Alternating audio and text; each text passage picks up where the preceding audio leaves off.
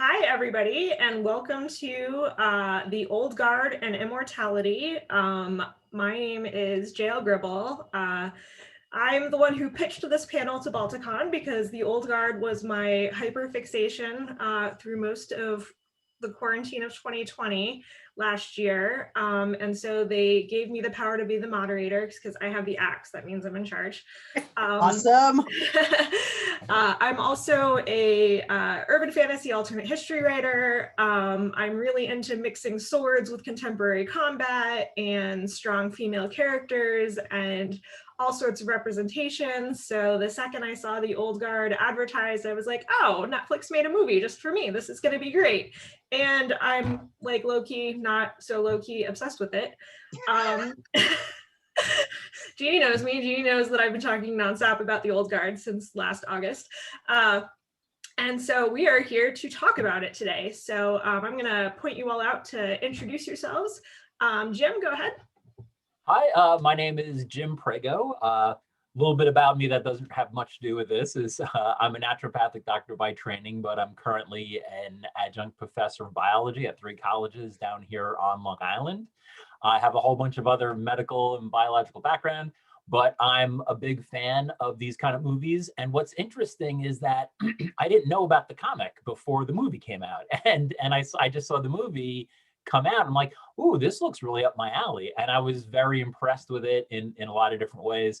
And then afterwards, I found out that there was a comic from it. And I'm sad to say I have not read the comic, but I've seen the movie a couple of times. Jeanne? Hey, I'm Jeanne Adams. I write urban fantasy and paranormal romantic suspense and space adventure. And I had heard about the comic, but not read it. And then I saw the movie, and then I saw that it was based on the comic, and I winced and thought, oh, is this going to be any good? And I thought, okay, give it a shot, and thought it was fabulous. So here I am. Leslie? Hi, I'm Leslie. This is Sterling, for those who can appearance. I write fantasy and paranormal romance. And I actually have a background in film production. My undergraduate degree is in film. And so I don't use it for anything but watching movies and having opinions about them. But yes, I really enjoyed the Old Guard, and Gina Prince Bythewood. I really liked her films from back in the day when she was doing basketball movies and things like that. So I wanted to show my love for the movie. And Nicole? I am Nicole Gibbons-Kurtz. I am the owner of Mooka Memoirs Press, which is a small press here in South Carolina that focuses on amplifying marginalized voices in speculative fiction. That includes science fiction, fantasy, and horror. I am also an author in my own right. I write science fiction and fantasy mysteries, as well as weird westerns. And I am a fan of the Old Guard. And they're all really good. Thanks, Judy. Okay, so Jim already kind of touched on our first question, which is book, kind of the simple version of book versus movie. If you have read the comic, which one did you like more? And then if you have not read the comic, did watching the movie make you want to read the comic? Jim, you want to go first since you already kind of brought it up? Oh, sure. Like I said, I didn't know anything. I just heard of it because Netflix is, oh, this movie's coming out. I'm like, oh, great, right up my alley. And I really enjoyed it a lot. And I was kind of like, I kind of sort of hope they're going to make another movie or more about this, but it's kind of hard because the stories kind of seem like it's finished. And then I found out there was a comic, and it makes me want to kind of read it, but I do have to. I used to be a big comic fan growing up and bought all the comics, and it's gotten too expensive to keep up with that habit. And I like books. I like regular books. I've kind of more switched to reading online or on my Kindle and things like that. And I would do that with comics, but for some reason it's hard to keep my attention when the comics are digital. But it might be one of those things, especially after this panel, I might get all excited and go seek it out and read it. Leslie, have you read it? No, I haven't read it. I'm not a big comics reader. I have a lot of trouble like following comic books and graphic novels. I just have spatial issues. So I don't know that I would check it out. A lot of times if I have an idea about a movie, if I read a book about it or a comic book, then it's still not going to have the same effect. So probably not. What about you, Nicole? No, I have not read the comic. It did intrigue me though, because I do like watching movies based on books and books based on movies, even though I know I'm going to be like horribly infuriated because it's not perfect, right?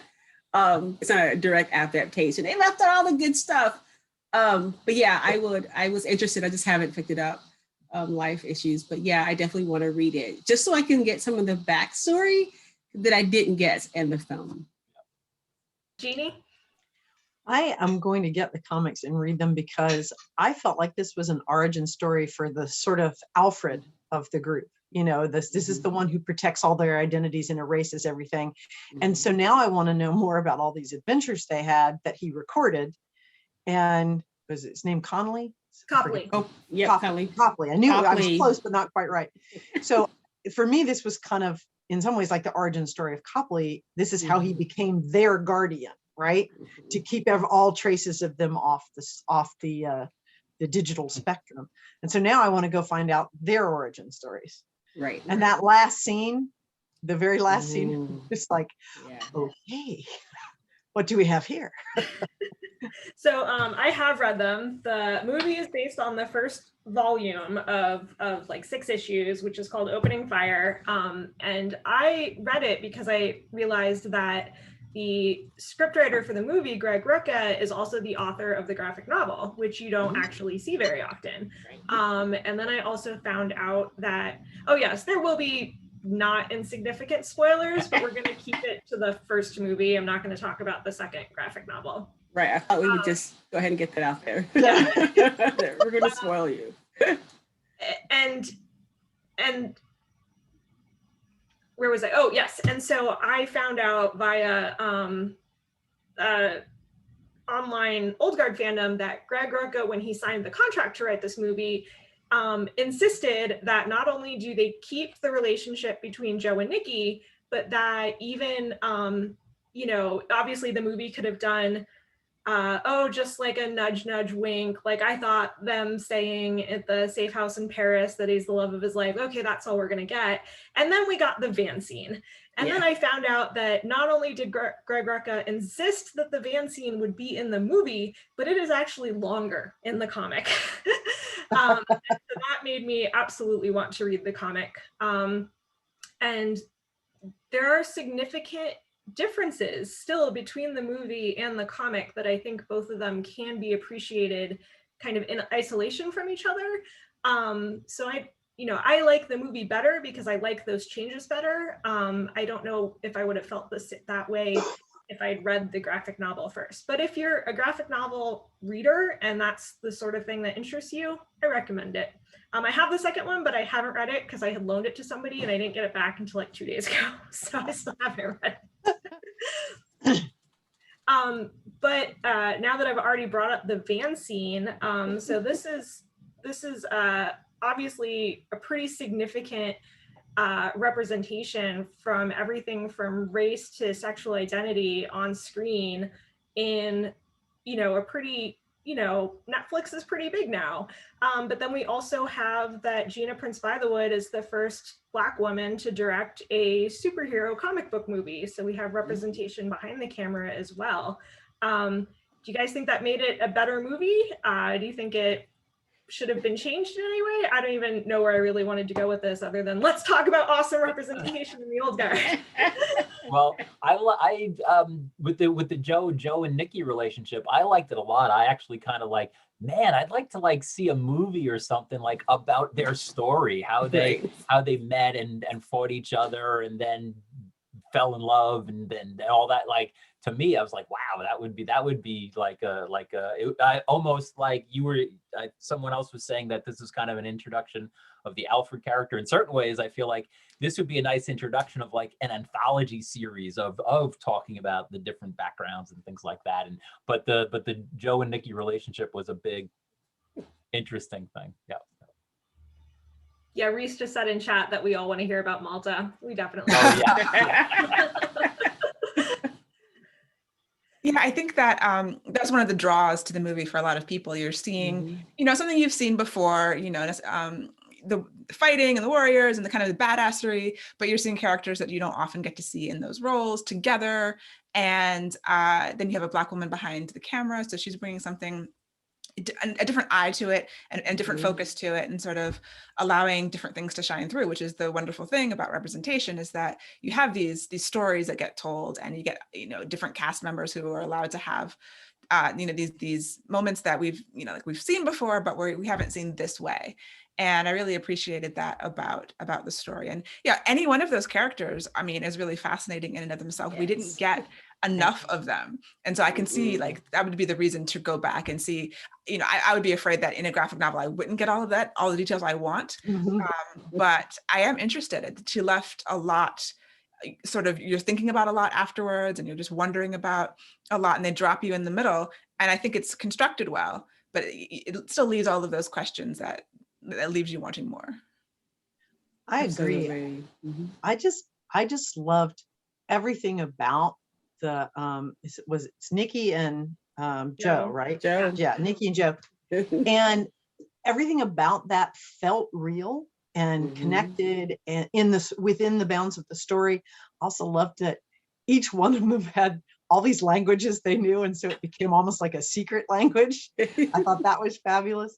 I thought the character of Niall was super, because she's thrown into this mix, and she has to sort of roll with everything, and her unwillingness and inability at that first go to do it felt very real to me. I just loved that. And I just thought the whole thing was well done, and I want to see more from all those stories and the director too. So I think that one of the things I loved about the representation in the relationships where they were nuanced in a way that I haven't seen since The Mummy. There's just things that it's little things that are not spoken. It's body language and things that happen that kind of sell it, that this is a legitimate, and it makes it feel more authentic in a way that I haven't seen. It's those nuanced details that I haven't seen since The Mummy, right? With O'Connell and Evie's relationship. You see hints of that relationship way before it's verbalized. And you see that happening with Joe and Nikki. You see that happening around Charlize Theron's Andy character, in the sense that this is her family.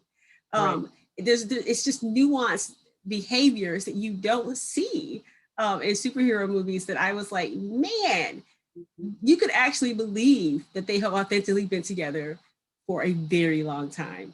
And those are the things that sell it. And I think the director has the way of teasing that out. That's all direction. It's not the actors. That's how the directors work, putting in those, you know, those little behavioral tells that make it so authentic.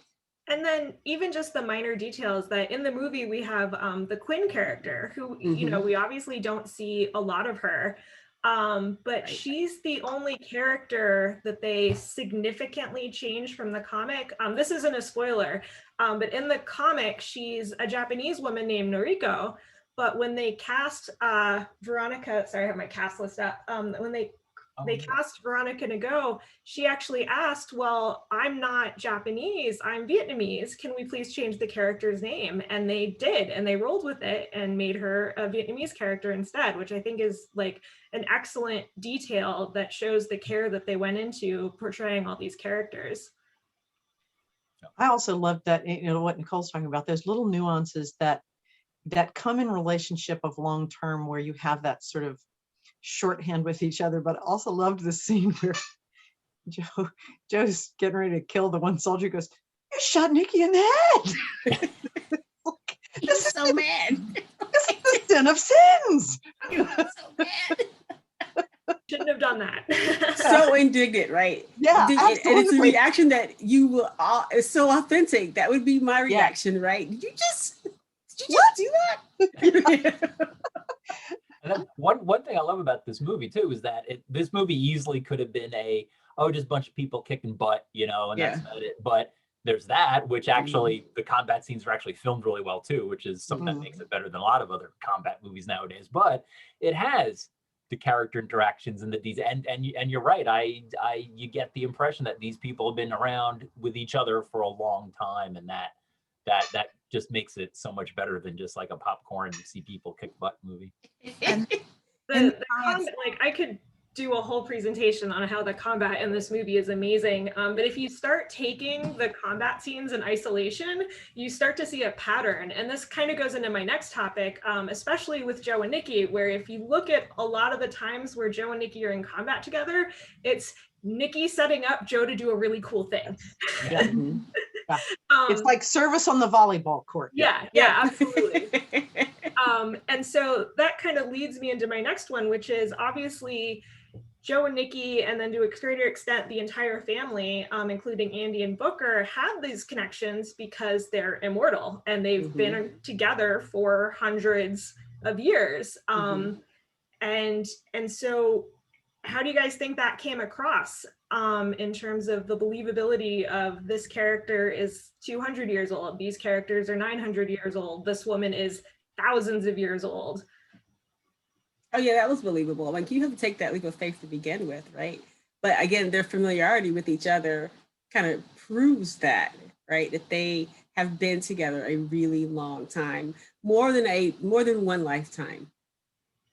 I think that someone mentioned the heart of the movie and these characters like each other. I think that the lens and kind of the paradigm is more optimistic and people trying to be good, like Sarah said in the comments. So that goes to, a lot of people would look at a long-term relationship like that very cynically. Like, can two people be in love for hundreds of years? Would they, like with a lot of vampire romance or something, you see, oh, they broke up 100 years ago, they got back together. It's very volatile. It's very, difficult because it's just been so long.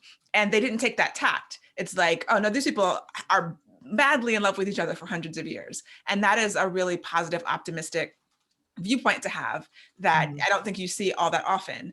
And the other thing I want to talk about was Booker. And, even with his betrayal, there was so much love there still, like, even though they were mad at him and there was that empathy for him because he was the whole time having a hard time. Andy also, like they were dealing with it poorly, but even in the betrayal, there's still the family and the love. And so I get mad at my family all the time. And I felt betrayed by my family members, but you have to get back. There's no choice with it unless it's, something out of pocket. Arguably Booker did something out of pocket, but they still managed to have that love and that, connection, which was really.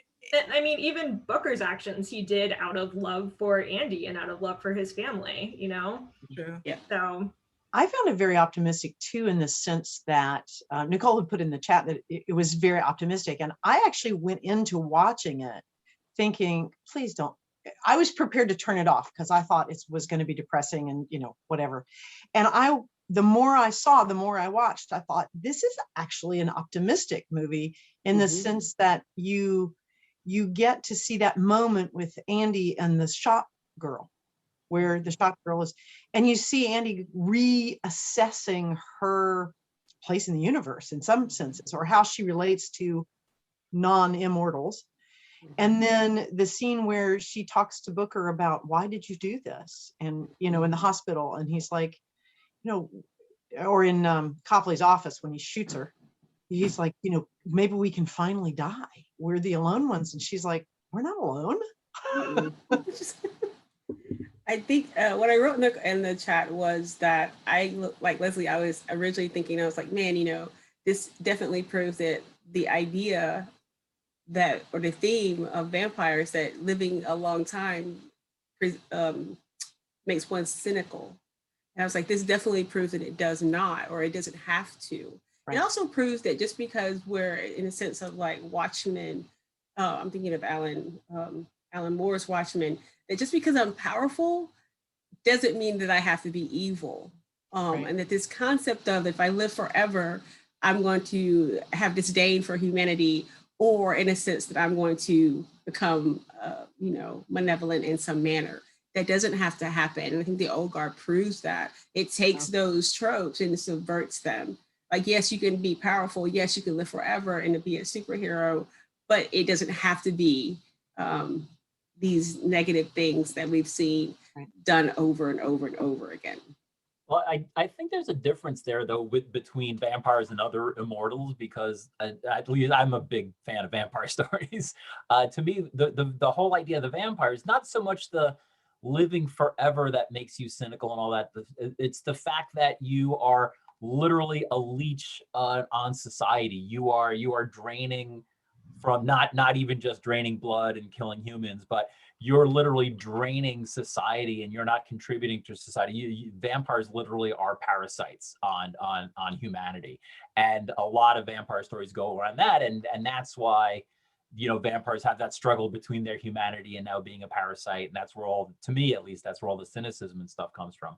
In this kind of story, these immortals, they're contributing. They're more like the kind of superhero-y type. They are like, we're humans for all intents and purposes, but we're immortal. So we want to not squander that. We want to help people out and have relationships and not and not just be a drain on society and use it as our toy, right? They want to. They showed that throughout the movie, that they want to help out and they have a history of assisting. As a matter of fact, Andy's big issue is that she's like, well, or what we're doing is actually helping. I'm getting kind of a little world weary because I want to help, but I don't know if I really am. And I found that interesting too. I also found it really interesting that none of them really realized the scope of it. Yep. Without Copley.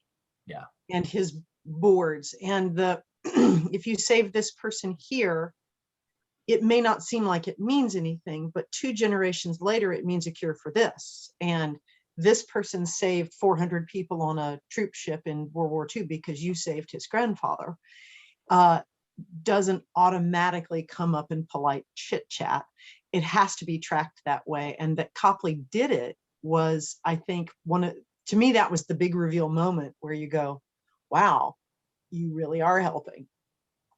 So the movie is kind of tentative about whether Copley and Booker are really villains or are they anti-heroes? Are they characters who do bad things for good reasons? And how are we supposed to react to these 2 characters?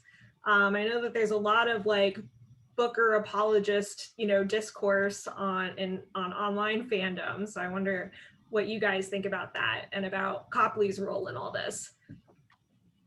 One of the strengths of the film is that there's so many character arcs and the characters are constantly growing and changing. Niall has a big one, but I think all the other ones kind of do too in different ways.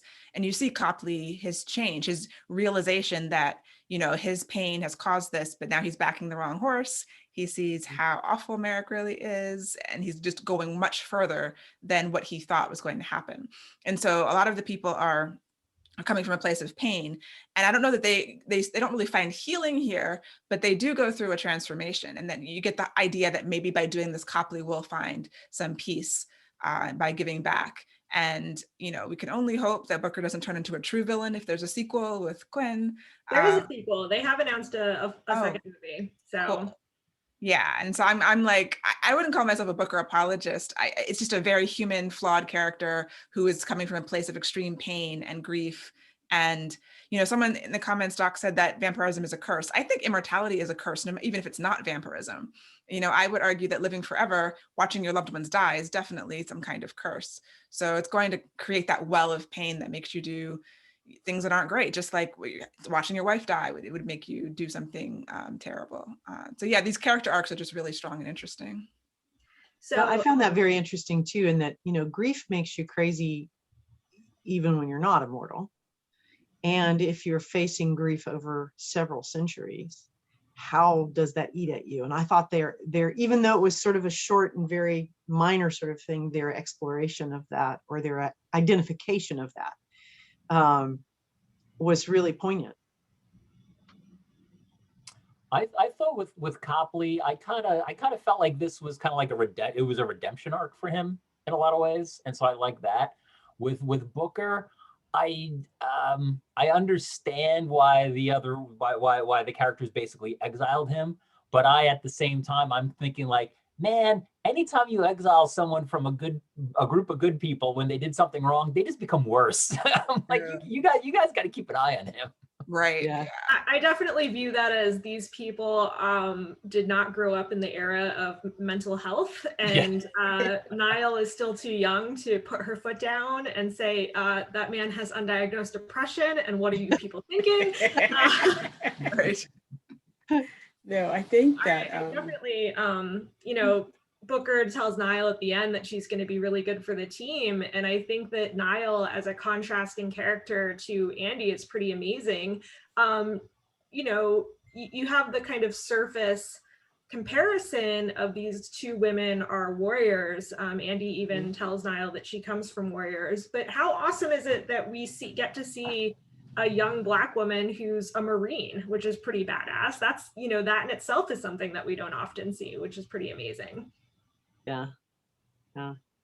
Well, and I think that her presentation as a Marine in that environment and in the situation when she first finds out that she's immortal and the reactions of other people, I thought that was also very poignant and very real. Oh yeah, real authentic. So if Booker and Copley are not the villains, it's pretty obvious that Merrick and Dr. Kozak. Big Pharma is the villain. Big Pharma is the villain. So that's Dudley Dursley all grown up, and yes, he's the Oh, it is. Oh my God. it is. No, it totally is. Yep. Perfect casting. What perfect casting. Yes. I'm like, he's going to be typecast forever. Yeah. But But you know, he plays it brilliantly he well. does. You understand that, right? Like that's the thing, like most villains aren't villains. They don't feel like they're villains. That's how you avoid writing them as caricatures, right? So he totally believes in what he's doing is medically sound. And so that he could sell this, right? For people to live forever. Of course, if you found the fountain of youth and you wanted to, you would bottle it and figure out how you could keep it going so you can sell it. That's capitalism in a button. So his methods, it's the methods, right? If he had sat down and talked to them about it, had conversations, that might be a different thing, but it was the manner in which he approached it that made it malevolent. No. Well, he dehumanized them because they had something that he wanted. They became things, right? Lab rats. Yep. Well, that's kind of as you said, capitalism. That's where when capitalism goes bad is when it turns from a tool that we can use into a way of life. Because if it's just a tool, well, then, like you said, he would kind of try to make a deal with them, bargain with them. But when it's a way of life, he just sees them as a resource. It doesn't matter that they're actual people, and that's where capitalism is bad, right? Yeah. I think there probably was room for a little more nuance because he was basically a mustache twirling villain. You know, it would have been maybe more interesting to see like that character a little less mustache twirly and more interested in the science. Like you have Copley, who's like all about the science, and he has a change of heart because he realizes he can't do it. What could it have been like if Merrick, had a little bit more humanity about it, but was still just firmly focused on his goal? But I mean, with the comic book, I think you have to have that really strong juxtaposition. That's probably why they went so hard with him. Oh, he's more mustache twirly in the comic. Oh yeah, him and Dr. Kozak in the comic are epic mustache twirly. I would have liked to have seen more three-dimensionality in his character because there's always a reason, like Nicole was saying, a villain is the hero of his own story. Why is he so driven to do this? Copley has a reason. The CEO in Pharma. Big Pharma. He's to maintain, I guess. I mean, there's something to be said about researchers not knowing the line, where does cloning and CRISPR and all these great technologies, there's a line that they're going to cross that's going to make zombies, I'm sure. If it was more of, a researcher with a good heart, but also ambition, just not knowing where the line of science was, right, that could have been an even more interesting take on the villain. Right. As he came across as a mustache twirly and a spoiled rich kid. No consequences for anything I do. Right. That's what I was feeling, like that I can do whatever I want because I'm wealthy and I'm in control of this company and no one's going to question what I'm doing. Right. He had like the golden child, like I have historically been really successful. Mhm. So no, I am beyond reproach. So he kind of had that ego, right? Right. I'm the golden child. Everything I touch is gold. So don't question me, do as I say. And so Sounds that's just like a CEO. yeah, exactly. The CEO. But Usually don't have- even Kozak, you know, she saw them as lab rats too. Mhm. And she's, you know, in theory, a woman in science and, you know, doesn't have all of the same privilege that Merrick did as a rich white boy. But And the ambition, she said something about winning a Nobel, you know, prize. Right. That's where her All we get of her. But, you know, I think it's enough. You do like very short character work there. Pure ambition, just like I'm going to, you know, be famous and probably rich after this too. and I have hopes because we don't see her die.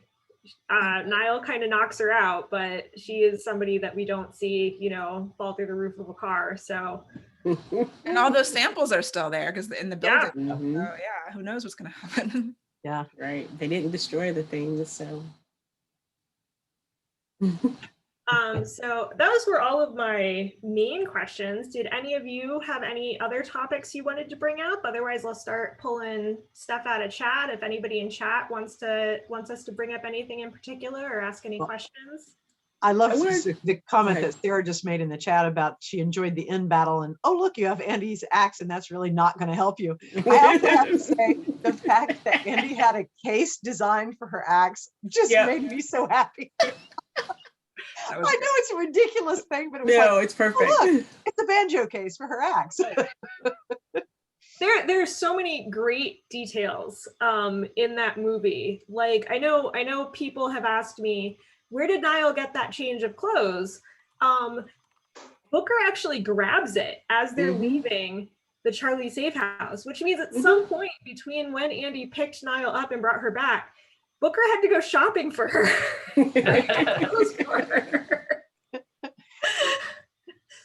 And that in the chat, someone Akua said that we still elevate existing tropes that the Marine is the badass.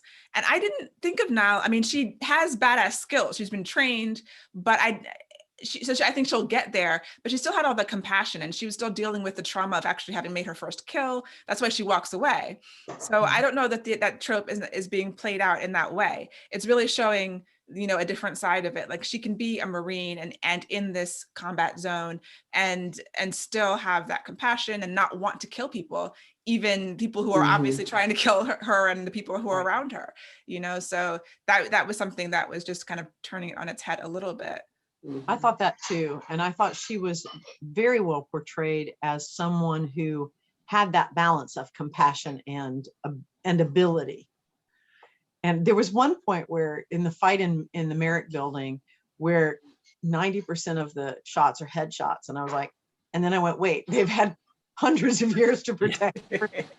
Yeah, okay, I'll go with that. I definitely think that for like of all the characters, like of the Immortal group, Niall is the one that I struggled with the most. Because I think for me, I think I wanted more from her than I had a right to ask, if that makes any sense. I just wanted more for her than what I think I got. Then this, I know she's new to the team. I know she's new to being Immortal. It just, some of the things just felt forced to me. But again, I like leaving home and separating herself from her family. Like that was really hard for her. Like the decision to do that was tough. It just, I don't know. I have conflicted feelings about her character. Honestly, I wish they would have taken another 30 or 45 minutes. I know they can't do it because it was to round out her character more, make her more three-dimensional. Maybe make that's that what it is. Anonymous call home from someone else's phone that says, I love you. Because it was so obvious that her family was her heart. And the others are distant from that. And she's immediate to it. Yep. And I really like that. Now, I did appreciate, somebody put this in, it made me think of it. I really did appreciate her consistent and ongoing, you shot me in the head. Where, you know, she's just, she does roll with it, but sort of this, wait, you just shot me in the chest and the bullet popped out. Mhm. I should be dead. Yeah. And it makes her hesitate 2 or 3 seconds where the others are just like on it. Yeah. And she hesitates. And I thought that was, like you said earlier, Nicole, that was It's a nuanced. nuance that I thought was brilliant. And you're right. I think they could have given her more, a better arc. That being said, they did let her walk away. They did, you know, when they were going to go to Copley's house the first time. It would have been interesting if they had worked it so that she could have gotten a little bit further away and maybe called her mother or her brother. Because who knows what the military had told her family at that point. Right. The military was pretty obviously gonna black bag her and go do crazy experiments with her to her in Landstuhl. Yes. So yeah, I would have liked, well, I don't know if I would have liked a 6 to 8 episodic miniseries about them. I don't know if I would have liked that more.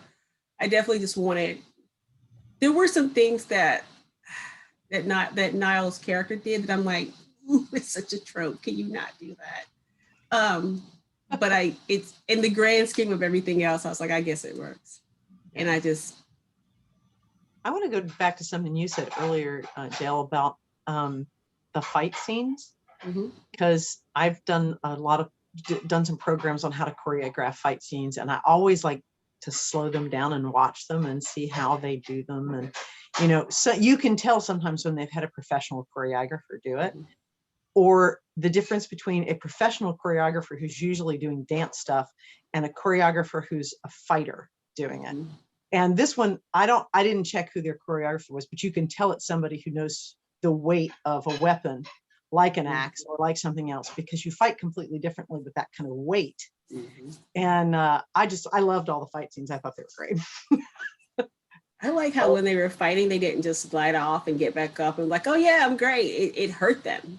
Like it was a real punch. And I remember Charlize Theron's Andy going, take it. You want to do this? Right? She's like, I don't want to do this. But you want to do this? Because she doesn't want to go through a fight. No one wants to really, unless you've never been in a fight, you don't want to be in a fight. And so I agree with Jeannie that they had, again, that's more of that nuanced kind of effect that this story had. And I agree. It was realistic fighting. The airplane fight where it's super obvious when Andy's like, you know, she even just says enough of this because she's done with playing with Niall. And the second she decides to not do that, Niall hits the floor. And then one of the things that I liked a lot about all the combat scenes is often when something is set up to be visual because it's part of the spectacle of what you're watching, everything in the background kind of isn't as in focus, but you can tell from these fight scenes that everything happening in the background is just as important and is just as epic as what the camera happens to be focusing on right then. Yeah, I liked that. And then just also the immediate transition that Andy and Joe and Nikki do in the first fight to their bladed weapons when they happen to run out of bullets or it's not as, you know, useful in the sort of close combat fighting that they do, whereas Booker just keeps, you know, beating on people because of the era that they come from and how, you know, in terms of just the proportion of their lives that they've been fighting with that sort of rate of fire weaponry as opposed to using a freaking sword. So yeah.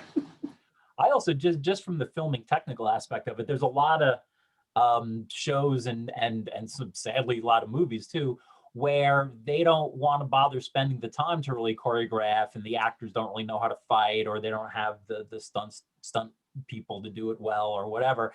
And so you end up getting this like weird editing and filming of like all choppiness and jittery, and you don't know what's going on. You can't follow anything and so I always appreciate, and Netflix seems to do a pretty good job of it. I'm going back to like first season of Daredevil too with this. It's just you know who's doing what, you know what's happening to who, you know why Yep. why someone hit the floor. To me, that's just like clearness in combat is like Mhm. it's great. So I appreciate Somebody it. just put in the point, chat yeah. that it was Daniel Hernandez was the Hernandez. choreographer. I'm going to start looking for his work, because that what you said about Daredevil, one of the things about that is in all of those examples from Hernandez, they aren't ever, oh, I brushed that off, right? You know, I got clocked in the jaw and it hurts like Hurt. fuck. Mhm. You know, John Wick is like dragging his sorry ass. Yes. He lives through Yes. it, but you know, you actually see the effect of fighting for 3 days, right? Yes. Yeah.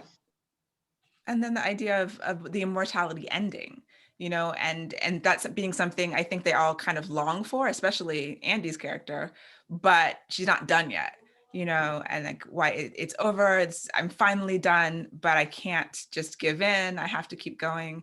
I thought that was really a nice twist, because they're immortal, but they know that they're still going to die one day. It's going to Yep. end. They don't know when. Mhm. And that leaves, I think maybe also in juxtaposition to the vampires, like vampires can be ended by something, but that may be another reason why their lives have purpose, because it is True. still, you know, we all die. We know we're going to die at some point. And so that is part of what gives our life purpose.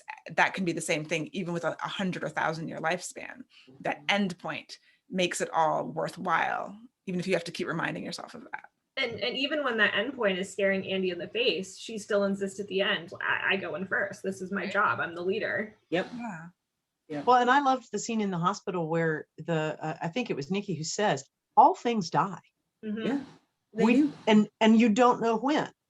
He doesn't actually say that, but he implies it. And their time, you know, because you see that Andy, with what's going with Andy, their time will come. It's just different. Right. And I liked that nuance too.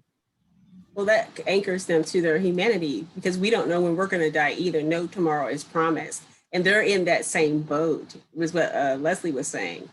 They're in that same boat. And so they have, I think that anchors them to being human, to their humanity, as opposed to, you know, not. Yeah, the malevolent despot that lives forever. So I think we only have a few minutes left, so I want to give everybody time to closing thoughts, your favorite thing about the movie, where else we can find you this weekend, where else we can find you on the internet. Jim, you want to go?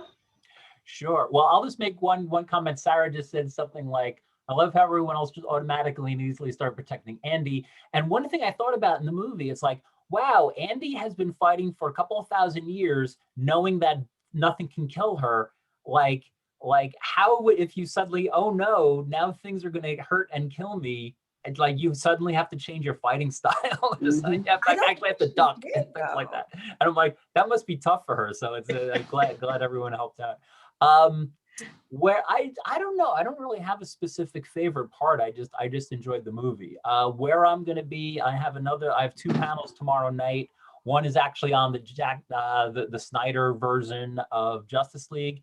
And then later that night, I don't know why it's a science panel, like way late at night, but it's about viruses and other things that are not quite living or maybe are living, like that borderline between alive or not.